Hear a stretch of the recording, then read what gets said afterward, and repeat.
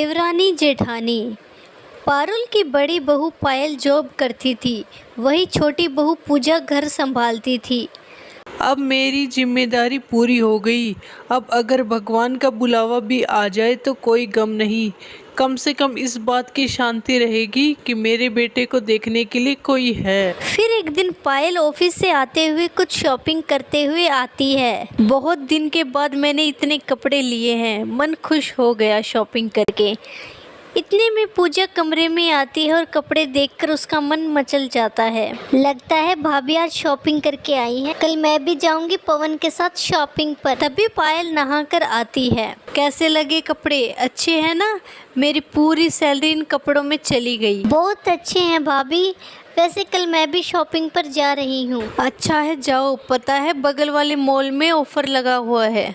सुबह पूजा पवन के साथ शॉपिंग पर जाती है और दिन भर शॉपिंग करती है। अब पूजा की नज़रें पायल पर ही रहती। जो जो पायल लेकर आती वही चीज़ें पूजा को चाहिए होती। इस तरह घर का माहौल खराब होने लगता है। एक दिन पायल आईफोन लेकर आती है। पूजा तुरंत पवन के पास जाती है। मुझे भी चाहिए आईफोन। लेकिन मेरे पास इतने पैसे नहीं हैं, तुम इसी से काम चलाओ। लेकिन भाभी को तो कोई मना नहीं करता। क्योंकि भाभी कमाती हैं, तुम भी कमाओ, तुम्हें भी कोई मना नहीं करेगा। पूजा गुस्से में अपनी सास के पास जाती है। मम्मी जी, मुझे भी आईफोन दिला दो। बहू, पायल बहू कमाती है, तू भी कमा, फिर जो मन हो वो लेके आना, कोई भी मना नहीं करेगा। मम्मी जी, आपको पता है ना मैं कमाती नहीं हूँ, आप लोग मेरे साथ गलत कर रहे हो। ये क्या बात हुई, मैं कमाती नहीं हूँ तो क्या मुझे आईफोन भी नहीं मिलेगा? मैं भी आईफोन लेकर रहूंगी, मैं भी किसी से कम नहीं हूँ। अगली सुबह पूजा ससुर के पास जाती है चाय लेकर और कहती है, पापा जी मुझे आईफोन चाहिए। ससुर जी को रेट पता नहीं था। वो क्रेडिट कार्ड देकर पूजा से कहते हैं, ये लो बेटा, ले आओ। शाम को पैसे कटने का मैसेज देखकर ससुर जी कहते हैं, बहू, इतना महंगा फोन कौन लेता है? पापा जी, भाभी के पास भी तो है। पर वो तो कमाती है, मुझे पता होता इतना महंगा फ़ोन लेकर आओगी तो मैं तुम्हें कभी कार्ड नहीं देता। ये लो, अभी वापस करके आओ फ़ोन। पूजा को अब तानों के अलावा कुछ नहीं मिलता है। एक दिन पड़ोसन कहती है, तेरा सही है, सारा दिन घर पर आराम करती है और पायल बेचारी सारा दिन ऑफिस का काम भी करती है और थक हार के घर का काम भी करती है। ऐसा भी कोई तीर नहीं मारती हूँ, यह कहकर वहाँ से चली जाती है। पायल भी घर आ जाती है और पूजा से कहती है, आज मेरे ऑफिस से कुछ लोग खाने पर आएंगे, तुम अच्छा सा खाना बना लेना, वो लोग नाराज नहीं होने चाहिए। हाँ बनाएगी, क्यों नहीं बनाएगी, वैसे भी सारा दिन बैठे बैठे करती ही क्या है, इस बहाने मन भी लगा रहेगा। पूजा को मन मारकर खाना बनाना पड़ता है और दोपहर में ही खाना बनाने लग जाती है। रात को ऑफिस के लोग खाने पर आते हैं। पूजा खाना लगाती है। खुशबू तो बहुत अच्छी आ रही है, लगता है पूजा ने बहुत मेहनत की है। वो तो खाना खाने के बाद पता लगेगा। वैसे खाना पूजा ने नहीं, मैंने बनाया है। देखते हैं आप लोगों को खाना कैसा लगता है, बहुत मेहनत से बनाया है। सब लोग खाना खाते और खाने की बहुत तारीफ करते हैं। खाने के बाद सब लोग अपने अपने घर चले जाते हैं और पूजा पायल को एक बार भी थैंक्स नहीं बोलती।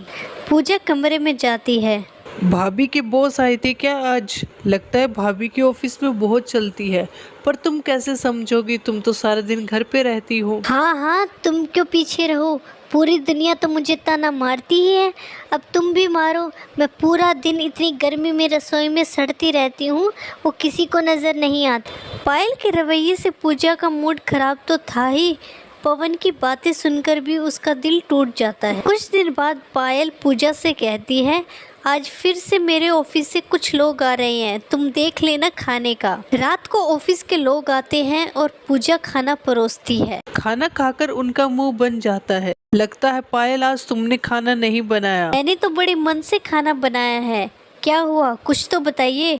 खाने में मिर्च और नमक कितना ज्यादा है। हमने सोचा जैसे तुम स्कूल में टॉपर थी वैसे खाने में भी टॉपर होगी। भाभी तो 12th फेल है। भाभी, तुमने बताया नहीं कि तुम्हारे पापा के सोर्स से तुम्हें ये जॉब मिली है। अरे तुम कितनी फेंकती हो पायल। सभी वहाँ से बिना खाए चले जाते हैं और पायल की अच्छी खासी बेइज्जती हो जाती है। गुस्से में लाल पायल पूजा से कहती है, सब तुम्हारी वजह से हुआ है, मुझे नीचा दिखाने के लिए तुमने इतना गंदा खाना बनाया। मैं इतना गंदा खाना बनाती हूँ तो कल से आप बना लेना। वैसे भी सब यही कहते हैं कि मैं दिन भर करती क्या हूँ। पूजा घर के सारे काम छोड़ देती है। अब पायल ऑफिस के साथ साथ घर भी संभालने लग जाती है। टाइम पर खाना ना मिलने की वजह से सुधीर, पारुल, पायल को पूजा की अहमियत समझ में आने लगती है। एक दिन पायल ऑफिस से लेट आती है और खाना बनाने के लिए रसोई में चली जाती है। भूख से पवन की हालत खराब हो जाती है और वो कहता है, जब पूजा खाना बनाती थी तो टाइम पर खाना मिल जाता था, अब तो किसी भी वक्त टाइम पर खाना नहीं मिलता। सही कह रहा है बेटा, हम सबको यही लगता था कि पूजा घर में करती ही क्या है, लेकिन जो पूजा करती थी वो कोई नहीं कर सकता। इतने में ही पायल रोटी लेकर हॉल में आती है। मम्मी जी, मैंने रोटी बना दी और सब्जी ऑनलाइन ऑर्डर कर दी है। बाहर का खाना खाने से मेरा पेट खराब हो जाता है। अब मुझे पता लग गया कि पूजा क्या करती थी। बाहर का काम कोई भी कर सकता है, लेकिन घर का काम सबकी बस की बात नहीं। पूजा सारा दिन बहुत मेहनत करती, लेकिन हम सब ने उसकी अहमियत नहीं समझी। उस दिन के बाद से सबको पूजा की अहमियत समझ आ जाती है। धन्यवाद। कहानी अच्छी लगी हो तो चैनल को सब्सक्राइब करो और वीडियो को लाइक करो।